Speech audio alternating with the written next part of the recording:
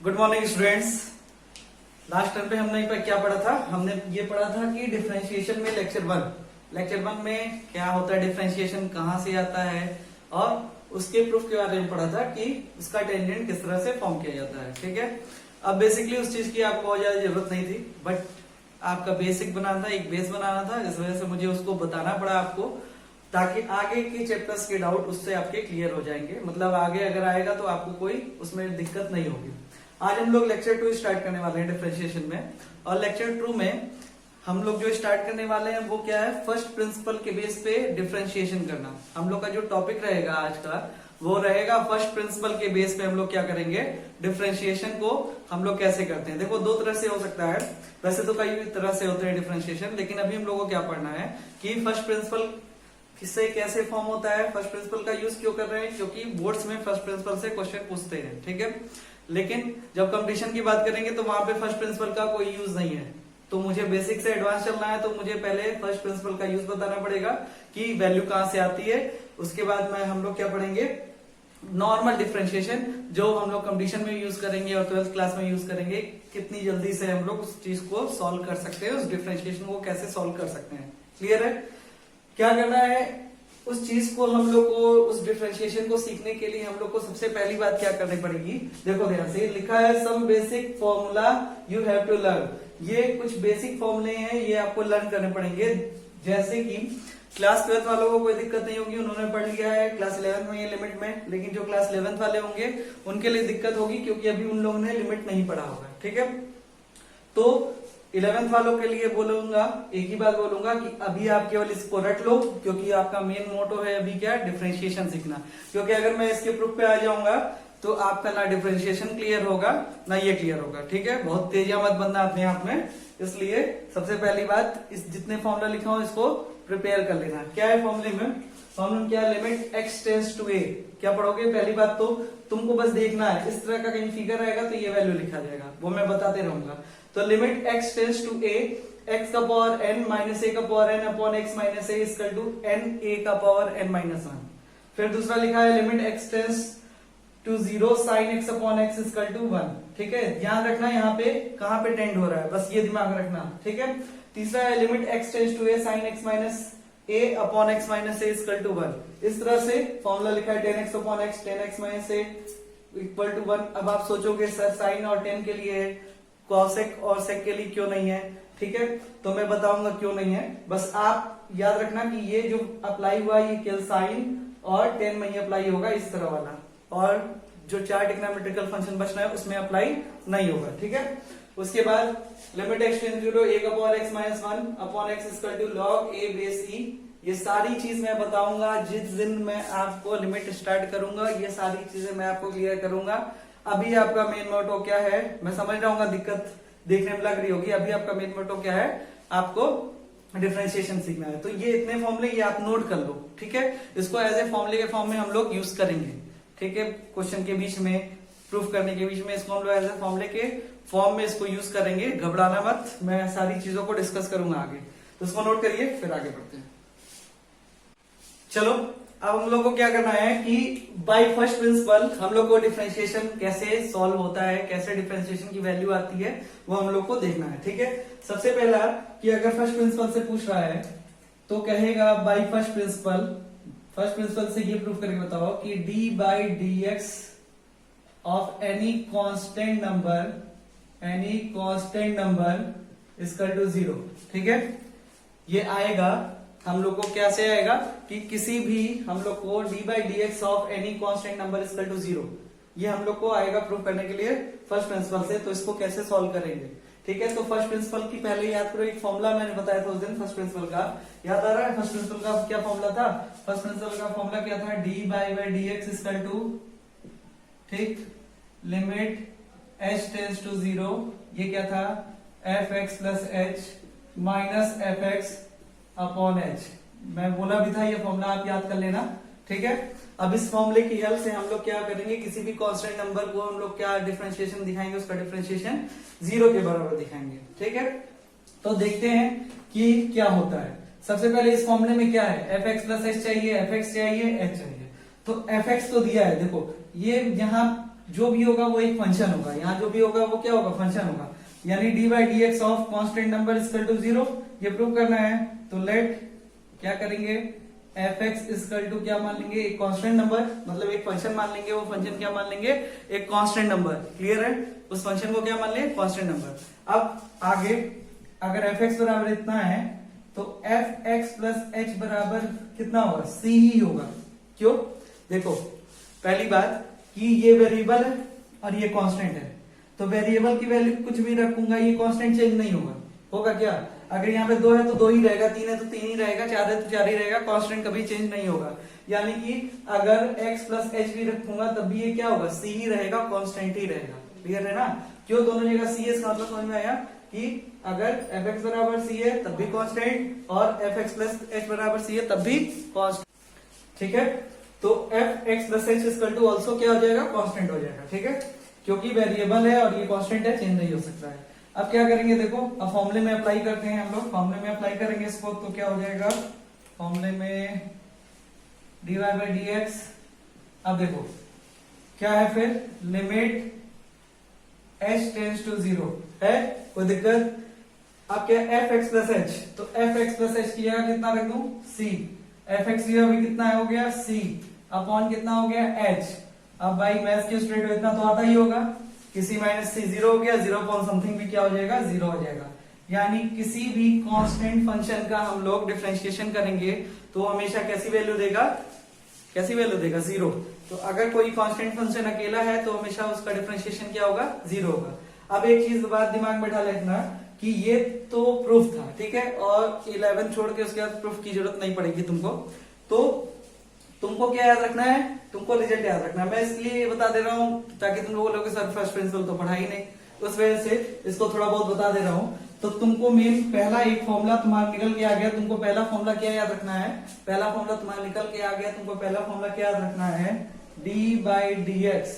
ठीक है, दिख रहा है ना, D by D x of any constant number equal to 0, you have to learn.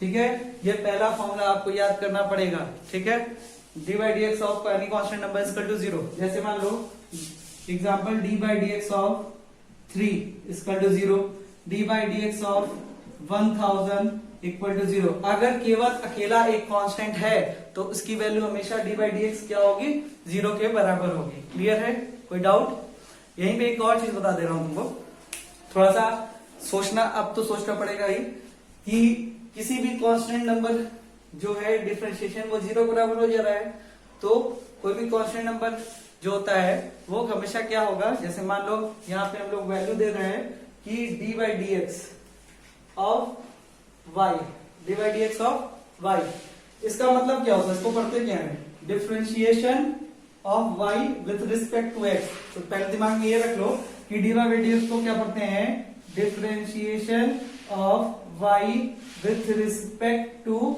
X. ठीक है, बताए भी थे उस दिन कि d y d x, d m y d t सब बताए थे कि d Y by D x को क्या पढ़ेंगे, differentiation of Y with respect to x. तो differentiation of Y with respect to x है। क्लियर है, तो किसका डिफरेंशिएशन करना है, वाई का। तो मान लो वाई की वैल्यू कितनी है, जगह नहीं मेरे पास, ये देख लो वाई की वैल्यू कितनी है, सपोज दैट वाई की वैल्यू कितनी है, 4 है, वाई की वैल्यू कितनी है, 4 है। तो वाई का जो ग्राफ बनेगा, ध्यान देना, ये एक्स एक्सेस और ये वाई एक्सेस। अच्छा, वाई की वैल्यू कितनी है, 4 है, वाई कितने डिस्टेंस पे है, 4 पे, तो एक्सेस से कितने ऊपर जा रहा है, 4 पे। मान लेते हैं यहाँ पे 4 है, तो ये कितना हो गया, 4। तो ये जो 4 होगा, वाई की वैल्यू जो 4 होगी वो हमेशा 4 ऐसी होगी। तो ये जो वाई इक्वल टू कोई भी वैल्यू रहेगा वो हमेशा, दुनिया में याद रखना, कभी भी वाई इक्वल टू कोई भी ग्राफ होगा, वाई इक्वल टू कोई भी ग्राफ होगा वो हमेशा क्या होगा, एक्स एक्सिस के पैरेलल होगा। वाई इक्वल टू कोई भी ग्राफ होगा एक्सिस इक्वल टू पैरेलल होगा, अगर कोई कांस्टेंट नंबर है तो। सपोज दैट, इसको मिटा दे रहा हूं, मान लो वाई इक्वल टू 8 है, तो वाई पे कितने एक्सिस ऊपर जाओगे, 8, वाई पे कितना जाओगे, 8। तो वाई पे जो 8 है ये हमेशा 8 ही वैल्यू रहेगा, कांस्टेंट ही रहेगा, तो ये लाइन हमेशा क्या होगी, एक्स एक्सिस के पैरेलल रहेगी। इसी वजह से इसका दूसरा भी, ये मैंने तुमको थोड़ा सा अलग लेवल बता दिया है। ठीक है, यानी ज्योमेट्रिकल देखेंगे तब भी हमको समझ में आ गया कि किसी भी कांस्टेंट नंबर का डिफरेंशिएशन क्या होता है, 0 होता है। ठीक है, इसको नोट करिए, फिर आगे कुछ और कर लेते हैं इसमें फर्स्ट प्रिंसिपल पे, फिर आगे बढ़ते हैं। ठीक है। ठीक है, आप लोगों ने नोट कर लिया। देखो अब क्या है कि फर्स्ट प्रिंसिपल पे मैं बहुत ज्यादा क्वेश्चन डिस्कशन नहीं करूंगा, क्योंकि उसका बहुत ज्यादा कंपटीशन में यूज नहीं है। जितना एक दो को एक क्वेश्चन बता दिया हूं, एक क्वेश्चन और बता दे रहा हूं उस पे, ठीक है। लेकिन आपको मेन क्या करना है, मेन आपके पास मुद्दा क्या है कि D by D x of x power N, N x to the power N minus one, ठीक है। याद रखिएगा, मैं सब पे अभी क्वेश्चन बताऊंगा, ठीक है। इस वजह से आप इसको याद रखिएगा। D by D x of, main आपका काम यही है कि आपको इतने फॉर्मूले कम से कम याद होना चाहिए। अभी बहुत है, ठीक है, परेशान मत होना, अभी बहुत फॉर्मूले हैं, लेकिन आपको कम से कम इतने फॉर्मूले आपको याद रखने हैं। कितने अभी लिखे हैं? 9, ठीक है। आपका 11th में काम चल जाएगा इस 9th फॉर्मूले से, ठीक है। 2-4 और होंगे, उसको भी बता दूंगा, लेकिन 12th में और कंपटीशन में काम नहीं चलने वाला। उसके लिए भी मैं इसी वीडियो में, मतलब इसी सीरीज में, इस वीडियो की डिफरेंशिएशन की सीरीज में सब कुछ क्लियर करूंगा A to Z, ठीक है। तो d by D x of x power N, N x का पावर एन माइनस वन। उसके बाद कितना? D by D x of e का पावर एक्स, ई का पावर एक्स, ठीक है। D by D x of a का power x, a का power x log a base e, ठीक। उसके बाद d by D x of sine x cos x, cos x minus sine x, sec x tan x, tan x क्या है? Sec square x, cosec x minus cosec x, cot x और cot x minus cosec square x, ठीक है। अब मेरी बात ध्यान समझना, सब चीज ये चाहो कि मैं यहीं पे करवा दूं तो ये पॉसिबल नहीं है। फिर भी अगर आपको फर्स्ट प्रिंसिपल में कोई डाउट होगा, एक मैंने बताया है, उस पे आप इन सबको करिएगा। अगर कोई डाउट होगा तो मुझसे जरूर पूछिएगा, कमेंट करिएगा, ठीक है। या सबके पास इजिली अवेलेबल है कॉन्टेक्ट, तो कॉन्टेक्ट भी कर सकते हैं, सब पूछ सकते हैं कमेंट करके कि सर इस चीज में ये दिक्कत हो रही है, ठीक है, मैं बता दूंगा। अब हम लोग मेन टॉपिक की ओर चलते हैं कि बेसिकली डिफरेंशिएशन हम लोग कैसे करते हैं और किस तरह का यूज है, जिसका बहुत ज्यादा यूज है उस चीज को हम लोग अब पढ़ने जा रहे हैं। इसको नोट कर लीजिए। चलो भाई स्टार्ट करते हैं हम लोग डिफरेंशिएशन विदाउट फर्स्ट प्रिंसिपल। अभी तक हम लोग ने क्या पढ़ा था? फर्स्ट प्रिंसिपल के अकॉर्डिंग पढ़ लिया, जिसका बहुत ज्यादा यूज नहीं है, ठीक है। बस काम चलाऊ है कि आपके कोर्स में है तो मैं बता दिया हूं। अब जो चीज पढ़ा रहा हूं इसका बहुत ज्यादा यूज है और बेसिकली डिफरेंशिएशन यहीं से स्टार्ट होता है, ठीक है। तो जब भी डिफरेंशिएशन की बात करते हैं, डिफरेंशिएशन विदाउट फर्स्ट प्रिंसिपल, ठीक है, बिना फर्स्ट प्रिंसिपल के अगर डिफरेंशिएशन बात करते हैं तो वो इजी भी होता है और उसको सीखिए भी, और ये बायो और मैथ्स दोनों के स्टूडेंट के लिए यूजफुल है, ठीक है। ध्यान से देखना और बहुत ही बेहतरीन तरीके से ये चीज बताऊंगा तुमको, ध्यान से देखना। जैसे मान लो d by D x of, पहले फॉर्मूले पे हम लोग क्वेश्चन करते हैं, किस पे? पहले फॉर्मूले पे D by D x of, मैंने क्या लिखा था? D by D x of, जैसे मान लो कांस्टेंट नंबर का था तो वो तो 0 के बराबर हो जाता था, उसमें कोई दिक्कत नहीं है। जैसे मान लो d by D x of x का पावर एन, हम लोगों ने क्या पढ़ा है formula? N x to the power N minus one. इस फॉर्मूले के अकॉर्डिंग पे हम लोग कुछ क्वेश्चन करेंगे, 2, 4, 5 क्वेश्चन ऐसे कर लेते हैं, ताकि हर फॉर्मूले पे इस पे मैक्सिमम क्वेश्चन लगवाऊंगा, ताकि आपका डाउट यहीं पे क्लियर हो जाए। देखो सबसे पहले मैं एक क्वेश्चन निकाल रहा हूं यहां से कि D by D x of, ठीक है, एक्स टू द पावर 5, एक छोटा सा क्वेश्चन, आसानी सा, कि तुम्हारा आसानी से हो जाए, ठीक है। अब D by D x of X to the power 5, D by D x of X to the power 5, तो यहाँ पे करना क्या है? देखो ध्यान से, D by D x of x power 5 में, मैं चलो नहीं हो रहा होगा लेकिन ये दिखाई दे रहा होगा, D by D x of x power 5 में देखो ये क्या है, इसका मतलब ये भी समझना, इस फॉर्मूले को ऐसे भी समझना कि D by D x of variable का पावर कांस्टेंट, वेरिएबल का पावर क्या है? कांस्टेंट है। D by D x of variable का पावर क्या है? कांस्टेंट है। ये वेरिएबल, ये कांस्टेंट, ठीक है। तो क्या होता है कि जब भी हम लोग देख रहे हैं, जब भी वेरिएबल का पावर कांस्टेंट होता है तो कांस्टेंट आगे आ जाता है और वेरिएबल का जो भी पावर कांस्टेंट है उसमें से एक कम हो जाता है। आसान है ना? जो भी वेरिएबल का पावर है उसमें से एक कम हो जाता है, ठीक है। तो अब देखो ध्यान से, D by D x of variable power constant, तो अगर D by D x of X to the power 5 है तो क्या हो जाएगा? कांस्टेंट आगे जाएगा 5 और x पे कितना बचेगा? 5 माइनस 1, यानी 5x टू द पावर 4।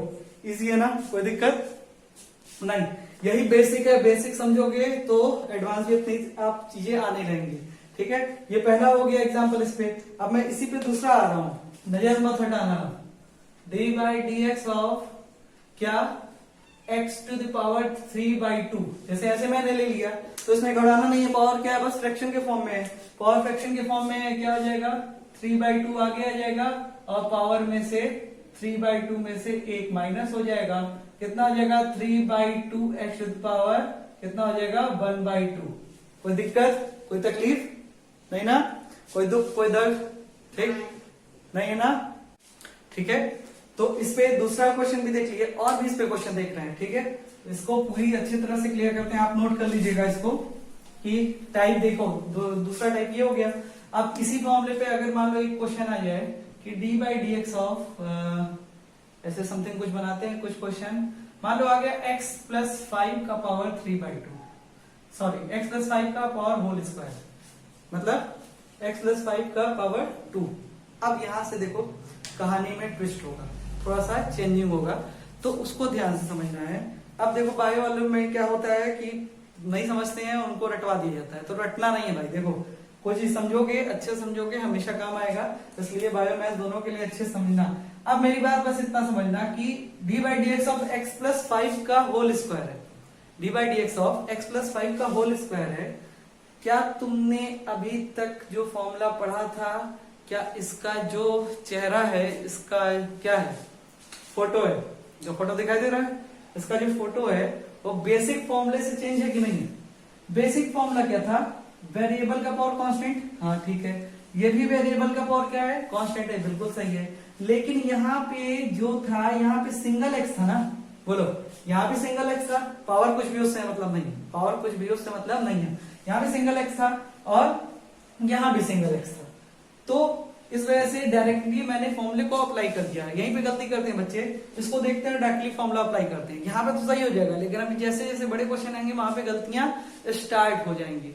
तो करना क्या है तुमको कि जो भी तुमको बेसिक फॉर्मूला, तुमको बेसिक फॉर्मूला का फोटो दिमाग में होना चाहिए, इसका फोटो दिमाग में होना चाहिए। अगर इसकी फोटो दिमाग में है समझ जाओगे। अब तुम इसको देख रहे हो, तुम देख रहे हो वेरिएबल का पावर कांस्टेंट है, हाँ सर यही वाला फॉर्मूला है, लेकिन ये वाला फॉर्मूला है, लेकिन इसकी फोटो से थोड़ा अलग है। जब भी फोटो से थोड़ा अलग होगा तो जो भी वैल्यू होगी अलग होगी, उसको हम लोग किसके बराबर मानेंगे, टी के बराबर सपोज करेंगे। किसके बराबर सपोज करेंगे, टी के बराबर। ठीक, ट्रिक भी सिखाऊंगा इसका, लेकिन अभी बेसिक पढ़ो, नहीं तो ट्रिक में भी खत्म हो जाओगे, कहानी खत्म हो जाएगी। जब तक बेसिक नहीं तैयार होगा तब तक ट्रिक का कोई मतलब नहीं है। x + 5 का पावर होल स्क्वायर है, तो जो भी बेसिक फॉर्मूले से अलग फिगर दिख रहा है, x था, x + 5 है, इसको किसके बराबर मान लोगे, टी के। अब देखो d/dx ऑफ क्या हो जाएगा, t²। d/dx ऑफ क्या हो जाएगा, t²। ठीक है, क्योंकि मैंने इस पूरे को क्या मान लिया, t। अब मेरी बात ध्यान समझना, यहां पे x था तो differentiation with respect to x हो जाता था, यहाँ पे x था तो differentiation with respect to x हो जाता। अब ये थोड़ी ना होगा कि d/dx ऑफ t हो जाए, ये पॉसिबल है, नहीं है, क्योंकि differentiation of t with respect to x it is not possible. ठीक है, इसके लिए हम लोग को सेम वेरिएबल बनाना पड़ेगा। डिफरेंशिएशन ऑफ क्या, x with respect to x ही होगा। तो जैसे ही मैं देख रहा हूं यहाँ पे t आ गया, t मैंने सपोज किया तो t आ गया, तो अब मुझे दुनिया में t को भी लाना पड़ेगा। किसको लाना पड़ेगा, t को भी, क्योंकि बिना t के विथ रिस्पेक्ट टू t का डिफरेंशिएशन नहीं हो सकता। तो मैं क्या करूंगा, एक काम, शुरुआत में 2-4 क्वेश्चन में दिक्कत होगी, बाकी फिर समझ में आ जाएगा, क्योंकि प्रैक्टिस ही है। Integration differentiation depends on practice only. ठीक है, तो dt से मल्टीप्लाई करेंगे, dt से डिवाइड करेंगे। अब भाई कोई चिरकुट हुआ, अब बोलेगा नहीं सर हम कहा है, हम t ही माने, हम चिरकुट हैं तो हम c मानेंगे।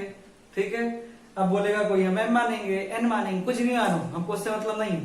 ठीक, तुम n मानोगे तो dn/dn से मल्टीप्लाई करोगे, डिवाइड करोगे, m मानोगे तो dm/dm से मल्टीप्लाई डिवाइड करोगे, s मानोगे ds/ds से मल्टीप्लाई डिवाइड करोगे। तो मैंने क्या माना, t, तो t dt से मल्टीप्लाई, dt से डिवाइड। अब ध्यान देना, अब देखो मुझे वेरिएबल सेम मिल गया है, देखना ये d/dt और t²। ठीक है, क्योंकि मैं t को t के रिस्पेक्ट में डिफरेंशिएट कर सकता हूं, इस वजह से मैंने dt से मल्टीप्लाई किया, dt से डिवाइड किया। ठीक है, तो d/dt और t²। अब इसको एग्जाम में घेरना मत, ठीक है, मैं घेर रहा हूं समझाने के लिए चिरकुटों। तो d/dt ऑफ t² और dt बाई कितना हो जाएगा, dx। क्लियर है, चलो अब देखो d/dx, अगर d/dx of x power n था तो nx का पावर n-1 हो गया था, तो d/dt ऑफ t का पावर 2 है तो कितना हो जाएगा, 2t का पावर 2-1। ठीक है, उसके बाद क्या बचेगा, इनटू में dt/dx, देखो क्या बचा, dt/dx बचा हुआ है।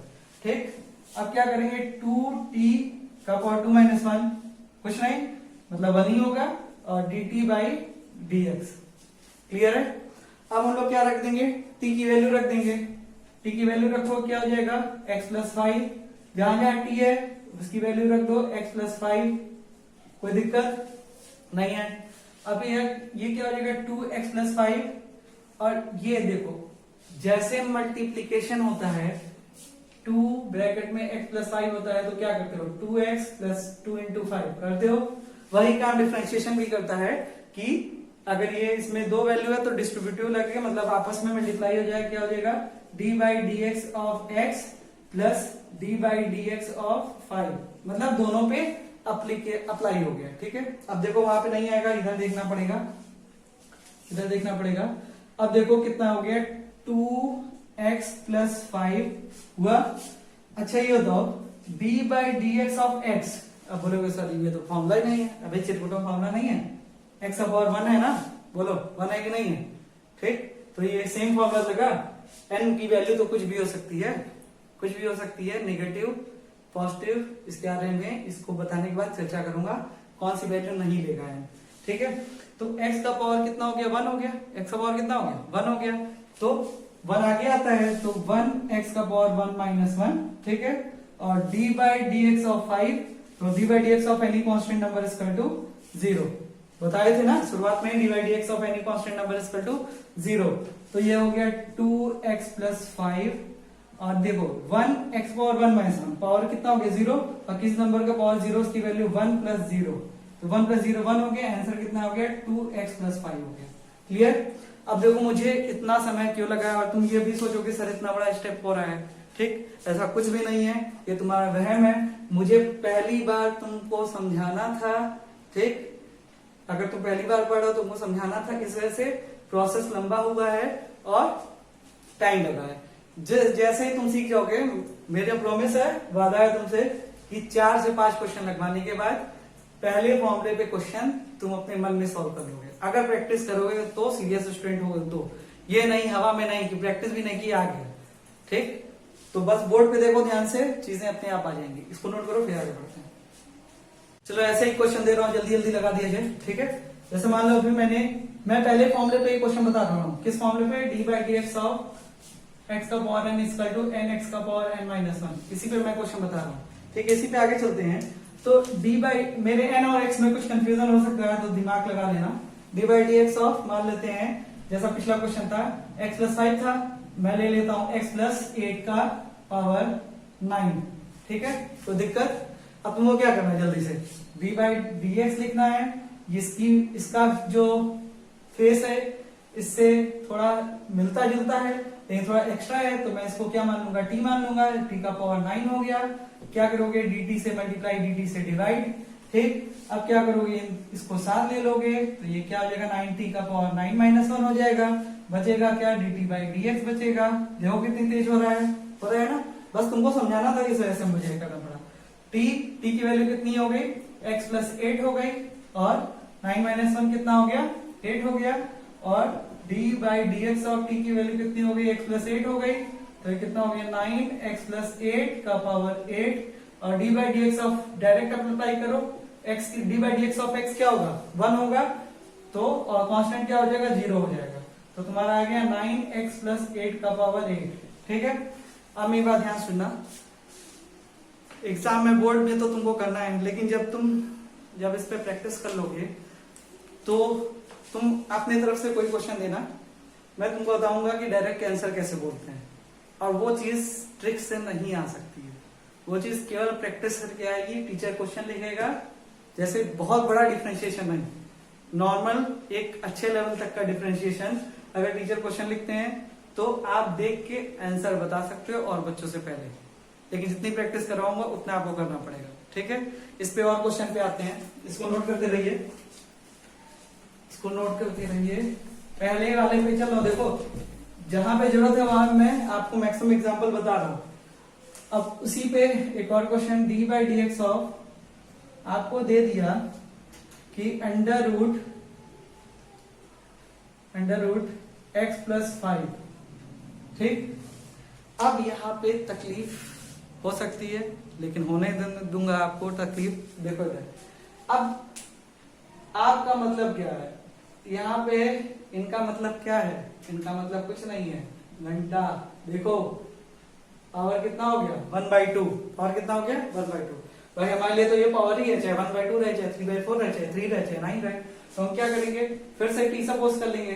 अब देखो ये चीजें प्रोसेस एग्जाम बोर्ड में की जाती है, कंपटीशन में है। अब क्या करेंगे, d/dx और इसको t मानेंगे, t की वैल्यू 1/2 और dt से मल्टीप्लाई, dt से डिवाइड हो गया, बोलो हाँ, ठीक है।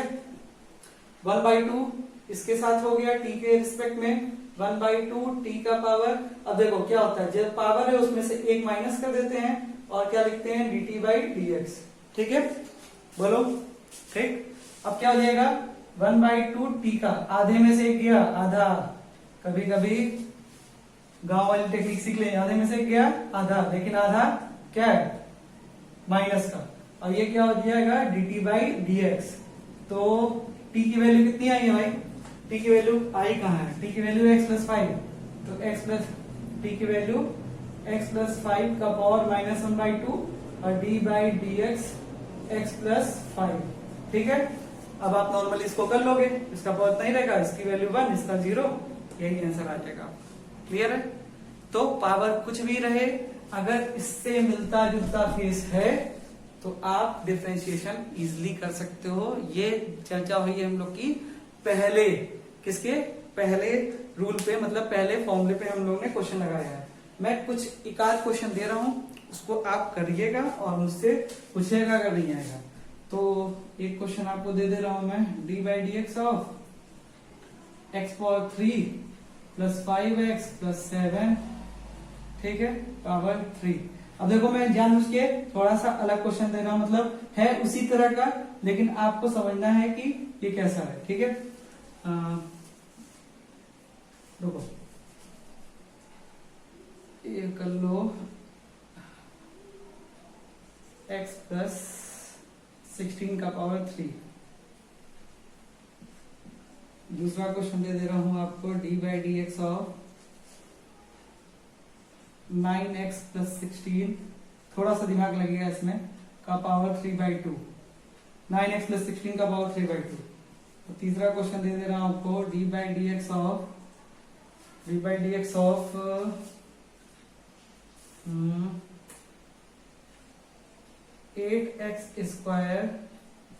+ 5 का पावर 4। 3 क्वेश्चन मैं आपको दे रहा हूं, ये 3 क्वेश्चन आपको करना है। d/dx x + 16 का power 3, d/dx of 9x + 16 power 3/2, d/dx of 8x² + 5 का पावर 4। अब आप इसको YouTube लेक्चर की तरह मत सोचना, ठीक है। अगर पढ़ रहे हो, अगर लेक्चर देख रहे हो मेरा, या किसी और बच्चे भी देख रहे हैं, ठीक है, तो अच्छे से पढ़ो, क्योंकि मैं अच्छे से पढ़ा रहा हूँ। शुरुआत से लेके अंतिम तक मैं डिफरेंशिएशन का एक एक टॉपिक क्लियर करूंगा, तो आपको अच्छे से चलना है। आपका बेसिक से एडवांस यहीं पे सारा कुछ डिफरेंशिएशन में क्लियर हो जाएगा, ठीक है। और ट्रिग्नोमेट्री जो हम लोग पढ़ रहे थे उसमें कुछ बचा हुआ है, तो उसको भी मैं क्लियर करूंगा, क्योंकि डिफरेंशिएशन की बहुत ज्यादा डिमांड थी। फिजिक्स वाले बच्चे भी बोल रहे थे, मैथ्स वाले मतलब बायोलॉजी और इसके बच्चे बोल रहे थे कि सर इसको डिफरेंशिएशन टॉपिक क्लियर करा दीजिए, ठीक है। तो इस टॉपिक को आप क्लियर करो अच्छे से, जो भी डाउट है पूछो बेझिझक, कभी पूछ सकते हो, ठीक है। और जो नहीं आएगा उसके बारे में हम लोग अगली क्लास में जरूर डाउट करेंगे, आप बस क्वेरी भेज दिया करो, ठीक है। ये सारी ऐसी दिक्कत है, कोई दिक्कत नहीं। चलिए फिर मिलते हैं नेक्स्ट क्लास में, तब तक के लिए थैंक यू क्लास, बाय।